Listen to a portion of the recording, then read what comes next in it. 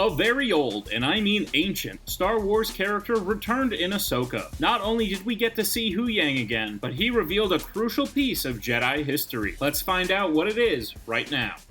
Who is Professor Huyang? Dedicated Star Wars fans will recognize this droid from his first appearance in the Clone Wars. He came online just 5 years after the formation of the Jedi Order, and was designed as the chief lightsaber architect. The Jedi Order is an ancient organization, making Huyang one of the oldest characters in Star Wars canon, and a first-class witness to several major historical events in the Star Wars universe. However, the characters in-universe have to pry to figure this out. Huyang rarely talks about his age. The closest we get is in episode 8 of Ahsoka, when Huyang tells Ahsoka that he knew Ezra Bridger's master Kanan Jarrus when he was just a Padawan. However, with one simple sentence in episode 3, Huyang may have given a whole range of backstory to the Jedi Order. What the prequels presented as a strictly regimented organization may not have always been the case.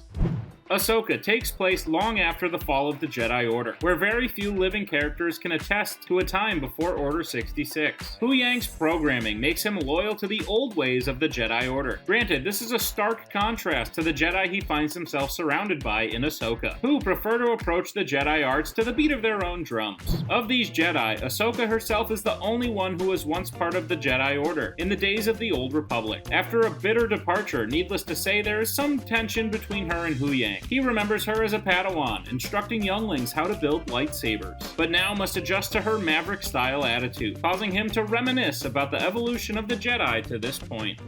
In episode 3, Huyang tells Ahsoka he is concerned about Sabine Wren and her lack of natural talent, which would never meet Jedi Order standards. While Ahsoka dismisses this because who cares about the Jedi Order, Huyang says their ways were proven over a millennium, while the Jedi were over 25,000 years old. Huyang's statement suggests that they were not organized so strictly until very, very late in their existence, for only to last 1,000 years. This proves some legends true, like the tale of the Jedi Nomi, and showed that the Jedi were not always so strict as to resist temptation. Many of them had families. A possible start of the real structure in the Jedi Order could have been when they selected the Jedi Temple on Coruscant as a base. Overall, I'll trust Huyang since he was there for all of it.